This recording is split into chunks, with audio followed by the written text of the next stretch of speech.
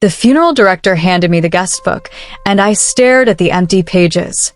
23 signatures. Not one shared my last name. I stood there in my clearance rack black dress, price tag still scratching my ribs, watching Richard's casket lower into the ground. The sun was setting, casting shadows across the cemetery, and I kept checking my phone like an idiot, hoping maybe one of them had changed their mind. Maybe one of our 3 children would show up. Instead, I got Facebook notifications. Daniel posted a yacht photo from the Maldives. Timestamped 2:47 p.m., the exact moment they sealed his father's casket. Sarah's Bali sunset. Sometimes you just need to disconnect sparkles. 7 hashtags. Marcus parasailing in Cancun, whooping with joy, uploaded 4 hours ago. I'd watched that video twice, volume cranked, trying to understand how those sounds existed in the same universe where I'd just thrown dirt on my husband's grave. But this doesn't start with Richard's death. It starts with a lie I believed for 40 years. That sacrifice breeds gratitude. That unconditional love guarantees loyalty. I was catastrophically wrong. Richard and I married young and poor, the kind of poor where pasta and creativity keep you alive. But we were happy. Daniel came during a thunderstorm that killed the hospital power. Sarah 18 months later. Marcus when Daniel was 5. 3 kids in 6 years. We became a factory of sacrifice. Richard worked 2 jobs, factory days, taxi nights. I stayed home because daycare cost more than I could earn. Every penny went to giving our kids what we never had. When Daniel wanted travel soccer, the fees were $800. Richard picked up weekend shifts for 3 months, hands cracking and bleeding. Daniel's team won regionals.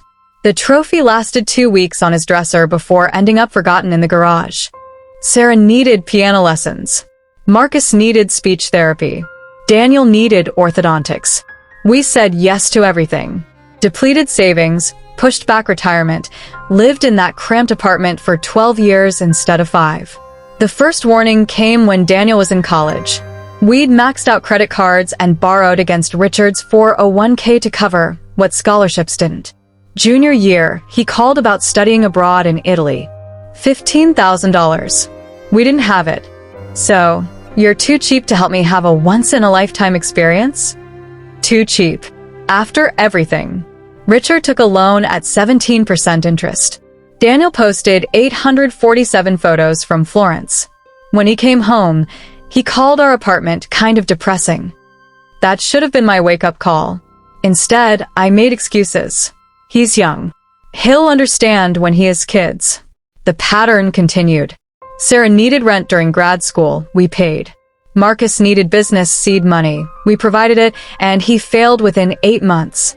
Daniel's country club wedding. We contributed $20,000 we didn't have. Each time. This is what parents do. This is love. Richard started having chest pains at 62. He ignored them for 3 months because we were helping Marcus through another rough patch. When he finally saw a doctor, they found 90% blockages in 2 arteries. Emergency bypass. I called all 3 kids from the hospital. Daniel had a big presentation. Sarah had boyfriend drama. Marcus would send positive vibes via text. None of them came. Richard recovered physically, but something died in him. He got quiet, distant. The bright pride when he talked about the kids disappeared. I think we broke something, Claire, he said once. I think we loved them so much we forgot to teach them how to love us back. I dismissed it. Post-surgery depression. Normal. Temporary. Then came the diagnosis. Pancreatic cancer. Stage 4. 4 to 6 months. I called Daniel. Dad has cancer. Oh man, that sucks. What kind? I explained. Modern medicine is amazing. He'll beat it. Hey, heading into a meeting, talk soon? Sarah cried, then said, I can't handle this right now. This is really bad timing. Bad timing. Cancer doesn't check calendars. Marcus promised to visit. Didn't. Richard lasted 7 months. Toward the end, morphine barely touched the pain. The kids called occasionally, brief conversations, quick updates about their lives, their problems. 2 weeks before Richard died, Daniel asked to borrow $5,000 for an investment. I said no for the first time ever. Wow. I guess I know where I stand. Richard died on a Tuesday morning in April. I was holding his hand. His eyes opened with sudden clarity. "I'm sorry I couldn't give you better," he whispered. He meant the kids. He meant everything. I called Daniel. He was in a meeting, called back 3 hours later. "So sorry, Mom. Listen, Melissa and I have the Maldives booked. 8 months. Totally non-refundable. The funeral can wait, right? The funeral is Friday. Please come." "I'll try, but can't promise." Sarah sobbed about falling apart, needing to process. Chad surprised me with Bali tickets. It's exactly what I need right now. Marcus was already in Cancun. Can't afford to change my flight. Plus, funerals are kind of a downer. I'll celebrate Dad in my own way. A downer. His father's funeral. That's when I found the letters. 3 days after the funeral I'd planned alone, attended alone, paid for alone. I found them. Packing Richard's clothes for donation. Shoebox in the back of his closet. 43 letters, handwritten, addressed to our children. All dated across his final 7 months. Letters he'd written but never sent. The first to Daniel. "I'm dying." "You know this, though you haven't asked about it in 2 weeks. You haven't asked how I'm feeling, what treatment is like if I'm scared. You asked your mother for money, for a business opportunity. I want to be angry, but I'm just tired. Tired of excuses. Tired of pretending the man you've become is someone I recognize. Your mother won't say these things. She loves you too much. But I see you, son. I see exactly who you are. And I'm ashamed. I forgive you, because that's what fathers do. But I don't respect you. And that might be worse." Sarah's letter detailed how she'd manipulated us for years, manufacturing crises requiring our intervention and money. Richard had kept receipts. $127,000 across 15 years. You've become a professional child. 36 and still performing helplessness, so mommy and daddy will save you. But you're not helpless. You're calculating. You're cruel. Marcus's letters were shorter, but more frequent. The final one, for days before Richard died. "I don't know who you are. I look at you and see a stranger wearing my son's face. I'm dying and you're in Cancun. That tells me everything about what I meant to you, which is apparently nothing." Beneath the letters was a journal. 3 years of entries I'd never known about. Richard had documented every interaction with our children, every phone call, every money request, trying to find the pattern of when everything went wrong. From 2 years ago, I've been doing the math. In 12 months, our children called 47 times. 41 were requests for money or help. 6 were obligatory holiday greetings under 5 minutes. Not once did they ask how we were doing. I've spent my life building a safety net for them, and now I'm falling through gaps I created, and they're not even looking down. The entries darkened with his illness. The worst part isn't that they don't love us. The worst part is Claire still believes they do. She'll defend them after I'm gone. Make excuses. Blame herself for not being enough, never understanding she was always more than enough. They just weren't capable of receiving it. I'm going to die knowing my wife will spend her remaining years apologizing for our children's failures. And there's nothing I can do except maybe leave her proof. The final entry, scrawled barely legibly the day before he died. "If you're reading this, I'm gone. I'm sorry I couldn't be braver. But Claire, you have to understand, our children don't love us the way we love them. Maybe they can't. Maybe we broke something by never letting them struggle, fail, or give instead of take. Please stop giving them pieces of yourself. You're almost gone, and they haven't even noticed. I love you. I'm sorry. And I'm begging you to wake up before it's too late." I sat on that closet floor for 7 hours, watching our life reframe itself through Richard's eyes. Every moment I'd rationalized, he'd seen clearly. Then I looked at my phone. The vacation photos continued. Day 5 of paradise, while their father's grave was still fresh dirt. Something inside me crystallized. Cold. Final. Clear. I wasn't making excuses anymore. The next morning, I called a lawyer. I need to change my will. I need to cut my children out completely. Patricia, the lawyer, didn't blink. You'd be surprised how often I hear that. I told her everything. She took notes, expression growing appalled. Mrs. Chun, she said when I finished, I'm going to help you. And I'm going to enjoy it. We restructured my entire estate. Everything, house, life insurance, savings, retirement, had been set to split equally among Daniel, Sarah, and Marcus. Not anymore. I want to establish a foundation for elderly people abandoned by their families. Beautiful, Patricia said. But can I suggest something? Give them one chance. Not for them, for you. So you never wonder, what if? I thought about Richard's unsent letters, about chances already given and squandered 1,000 times. What do you suggest? Patricia smiled. The trap was elegant. Patricia helped me draft a letter to all 3 children. I've been going through Dad's paperwork and discovered a life insurance policy I didn't know about, a substantial one. The payout changes my financial situation considerably. I need to discuss with you in person how to handle this money and honor Dad's wishes. I need all 3 of you home this weekend. No excuses. This is important. I didn't mention the substantial policy was the standard $50,000 one, barely enough for funeral and medical bills. I just mentioned there might be money, and waited. Daniel called within 3 hours. Dad had another policy? Amazing. Yeah, absolutely, I'll be there. Sarah texted, OMG. Dad was so smart. Of course I'll be there. Family first. Red heart. Marcus called. So unusual, I almost didn't answer. This insurance money, that's split between us 3, right? Just want to know before I book a flight. All 3 confirmed. All 3 who couldn't attend their father's funeral suddenly had clear schedules. The weekend arrived. I'd set out photos of Richard throughout the house, from when the kids were young, from family vacations we'd saved years to afford. I wanted them to remember who they'd been. Daniel arrived first with his family. How are you holding up, Mom? First real physical contact since before Richard got sick. I'm surviving. Dad would be proud of your strength. So, should we wait for everyone or details about this insurance policy? Let's wait. Sarah breezed in, tanned from Bali, smelling of expensive oils. Mom, you look exhausted. Self-care is so important right now. Should we start without Marcus? Let's wait. Marcus showed up last, designer duffel bag, radiating 2 weeks of unproductive vacation energy. Flight got delayed. Hey, Mom. So, what's this about Dad's insurance policy? Not, how are you? Not, sorry I missed the funeral. Just straight to the money. Let's sit.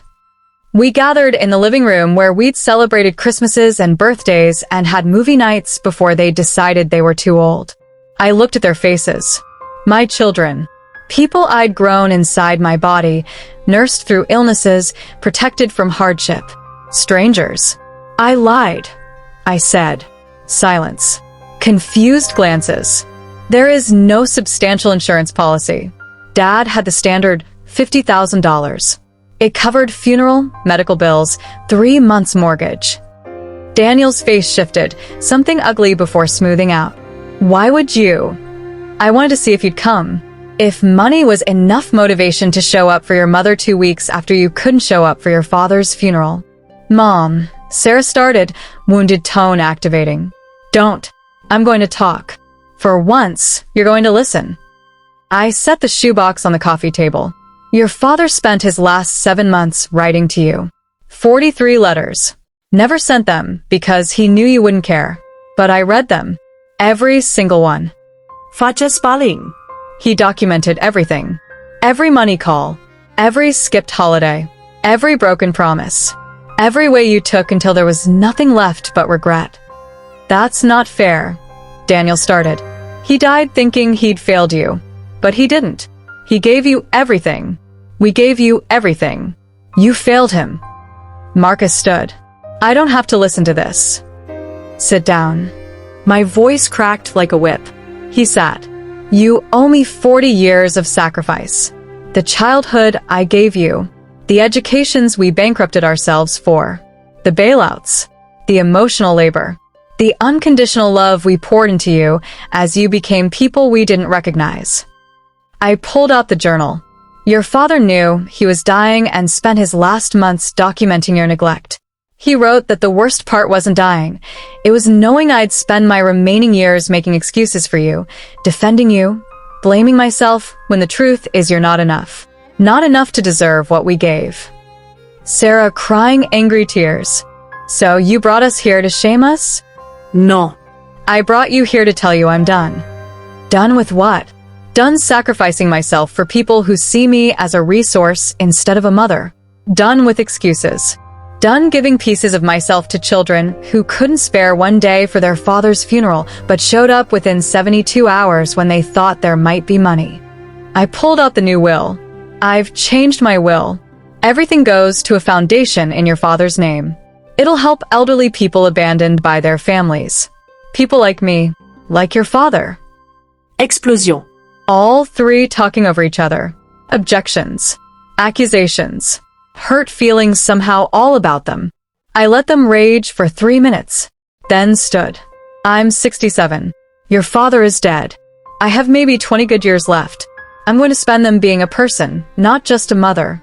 Not just an ATM. Not just emotional support for adults who should have learned to stand alone decades ago. So that's it. Daniel's face red. You're cutting us off? No. I'm giving you exactly what you gave your father. Absence. Indifference. The clear message you're no longer a priority. You'll regret this, Marcus said, venom in his voice. When you're old and sick, where will you be? Alone. We won't come. We won't help. I smiled. First real smile in months. Marcus, sweetheart, you already weren't going to come. That's the point. I'm just accepting reality instead of pretending. I watched them leave. Daniel furious. Sarah sobbing. Marcus cold.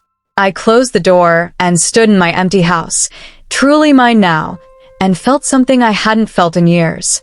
Relief. 3 months later, Sarah called. Real tears this time, not performance. Mom, I'm sorry. You were right. Dad was right. We were terrible.